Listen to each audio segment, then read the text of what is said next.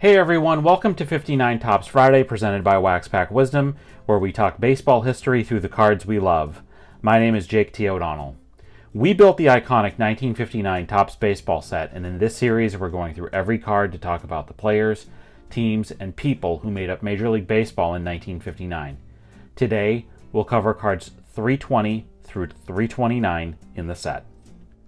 Card number 320 belongs to Bob Skinner of the Pittsburgh Pirates. 1959 was his fifth year in the majors.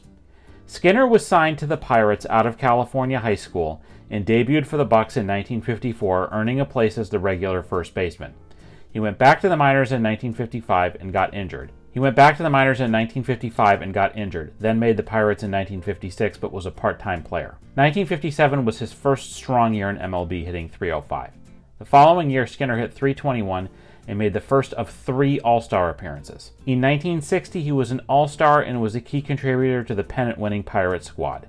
He had just 1 hit in the World Series, but the Pirates won a thrilling 7-game contest over the Yankees.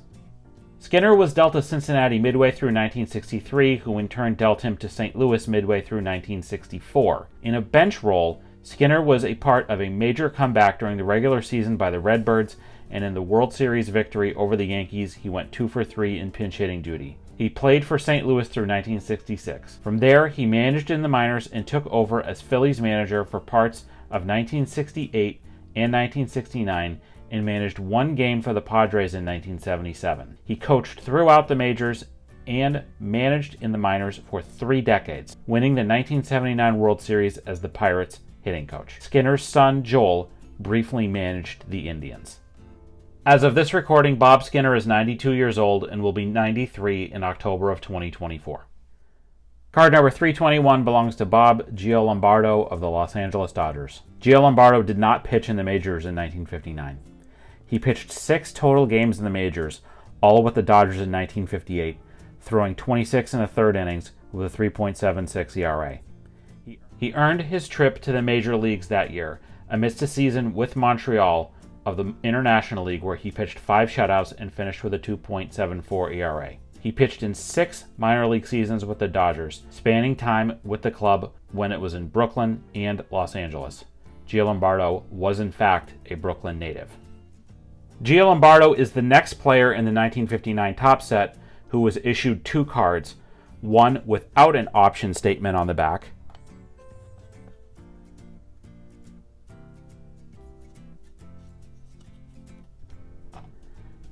and one with an option statement on the back.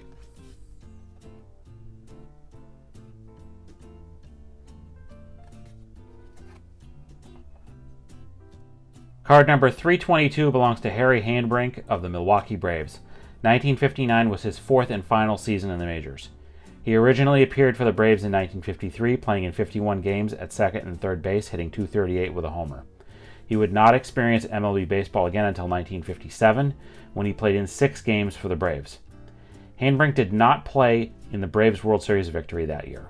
He played 63 games for the Braves in 1968 and did get 2 hitless at-bats in that year's World Series, which the Braves lost. Right before the 1959 season, Hanebrink was part of a trade that sent him to Philadelphia. Because of this, Topps issued a second card for Hanebrink, one that included a statement about the trade.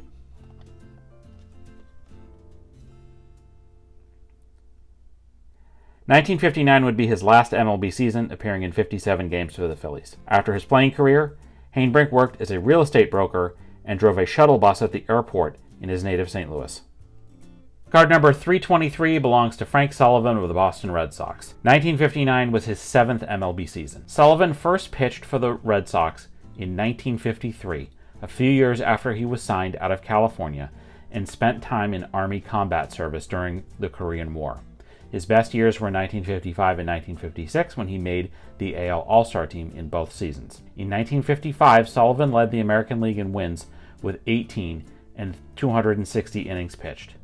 Sullivan had strong years as the staff ace for some subpar Red Sox clubs through 1959, which included a 1957 season with a 2.73 ERA and 240 innings. His pitching started to go south in 1960, and Sullivan was dealt to the Phillies for 1961. In 1962, the Phillies released him, and he spent the rest of that year and 1963 with the Twins. In retirement, Sullivan was an avid sailboat aficionado and settled on the Hawaiian island of Kauai. He worked as a golf director on several courses on the island.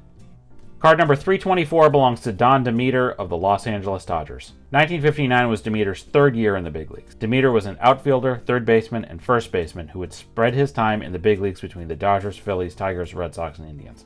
11 boys from Don's high school signed professional contracts the year that he signed with the Dodgers. He would play a few minor league games before his MLB debut in 1956. By 1959, Demeter was a regular center fielder for the Dodgers and helped them win the 1959 World Series.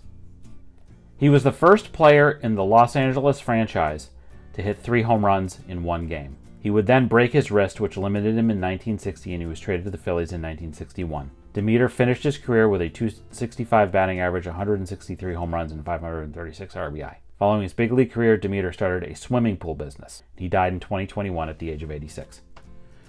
Card number 325 belongs to Ken Boyer of the St. Louis Cardinals. This was his 5th MLB season. As mentioned in a previous episode covering his younger brother Cleet, Boyer hailed from a Missouri-based baseball family. His older brother Cloyd pitched parts of 5 seasons in the major leagues, while Cleet played 16 MLB seasons. But Ken, the middle brother, had the best career of the 3. He was the Cardinals' everyday third baseman for 11 seasons, starting with his debut early in 1955. His first All-Star year was 1956, when he hit .306 with 26 homers and 98 RBI. He started to be recognized for his all-around prowess in 1958 when he won his first Gold Glove and also batted .307. Boyer was consistently a top NL third baseman, finishing 3rd in the league with a .329 average in 1961. In 1964, Boyer led the NL in RBIs with 119, batted .295 with 24 homers, and played all 162 games for the Cardinals, who surged to the NL pennant title after the Phillies faltered down the stretch. For his efforts, Boyer won the 1964 NL MVP award. He smashed 2 homers in the World Series, and the Cards won in 7 games over the Yankees, his brother Cleet's team. Boyer was traded by St. Louis after 1965 and spent the final 4 seasons of his career between the Mets, White Sox, and Dodgers. In addition to his MVP award, Boyer made 11 All-Star appearances, won 5 Gold Glove awards, and had 4 top 10 MVP finishes. He batted .287 with 282 home runs in 15 MLB seasons. Boyer was a coach and manager after his career, spending parts of 3 seasons managing the Cardinals from 1978 to 1980. For years, Boyer's playing accomplishments have been the subject of debate on whether or not he deserves Hall of Fame enshrinement in Cooperstown. However, Boyer never received more than 26% of votes on baseball writers' ballots, and he has missed induction on 6 different Veterans Committee votes. As of this recording, Boyer will receive another chance for election by the Classic Baseball Era Committee when it meets in December of 2024. Card number 326 belongs to Marv Throneberry of the New York Yankees. 1959 was Throneberry's 3rd year in the big leagues. Throneberry would spread his time in the majors between the Yankees, Athletics, Orioles, and Mets. He'd also play along with his older brother Fay. Throneberry turned down 2 offers from the Red Sox, which was the team Fay played for at the time before signing with the Yankees. Throneberry made his major league debut with the Yankees in a game against the Red Sox. You guessed it, his older brother played that game too. Throneberry had a very successful minor league career, although that never quite translated to his time in the big leagues. He was a member of the 1958 World Series champion Yankees, although he would strike out in his only appearance in the series. Throneberry was a member of the original 1962 New York Mets. Some say he was born to be a Met. His initials M.E.T. say so. He had his best season in 1962, which ironically was arguably one of the worst seasons of baseball ever, where the Mets would win only 40 games and lose 120. Throneberry had a fan club which was estimated to have had around 5,000 members at one point, with people who wore shirts that said VRAM or Marv backwards. Their chant was "Cranberry, Strawberry, we love Throneberry." In the 1970s, Throneberry became a spokesperson for Miller Lite beer, poking fun at himself, saying, "If I do for Light what I did for baseball, I'm afraid their sales will go down." In another commercial, after other celebrities were shown, Throneberry says, "I still don't know why they asked me to do this commercial." He died in 1994 at the age of 60. Card number 327 belongs to Gary Bell of the Cleveland Indians. 1959 was Bell's 2nd year in the big leagues. Bell was a right-handed pitcher who would spread his time in the big leagues between the Yankees, Red Sox, Seattle Pilots, and the White Sox. His nickname was Ding Dong. In his first 2 major league years, Bell became a regular in the starting rotation for the Indians, compiling a 28-21 record. In 1962, he was converted to a reliever following some shoulder issues. After 10 years in Cleveland, he would be traded to the Red Sox in 1967. After 2 seasons in Boston, he was a draftee for the Seattle Pilots expansion team, which only played 1 season in 1969 before declaring bankruptcy, being purchased, and moving to Milwaukee to become the Brewers. Bell was a 4-time All-Star, twice in 1960, 1966, and 1968. He was released by the White Sox after the 1969 season. His career win-loss record was 121 and 177 with a 3.68 ERA and over 1,300 strikeouts. As of this recording, Bell is 87 and will be 88 on November 17, 2024. Card number 328 belongs to Lou Schizas of the Chicago White Sox. 1959 was Schizas' 4th and final year in the big leagues. Schizas was an outfielder and third baseman who would spread his time in the big leagues between the Yankees, Athletics, Tigers, and White Sox. Nicknamed the Nervous Greek, he had an unusual batting ritual that involved dropping his bat, covering it in dirt, then wiping the bat off between his pant legs, then kissing the bat, and finally reaching into his pocket at least 3 times, where he said he had a good luck token. He would make his major league debut with the Yankees, although he would only have 6 at-bats before being traded to the Athletics. He would appear in 83 games for the A's, batting .316 with 11 home runs. A 12-person trade brought Schizas to the Tigers. He appeared in 8 games in 1959 for the White Sox.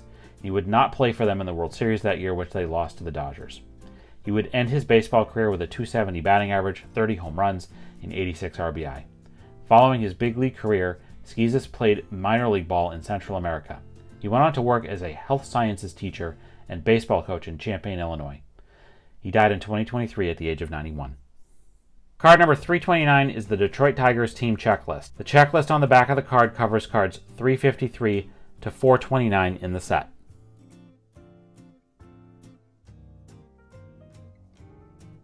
The Tigers spent most of the 1950s hovering in the middle of the American League standings, and 1959 was no different. The club did not struggle offensively, led by another sterling campaign by franchise icon and Hall of Fame right fielder Al Kaline. He batted .327 with 27 homers. Harvey Keene won the batting title at .353 and led the AL with 198 hits and 42 doubles.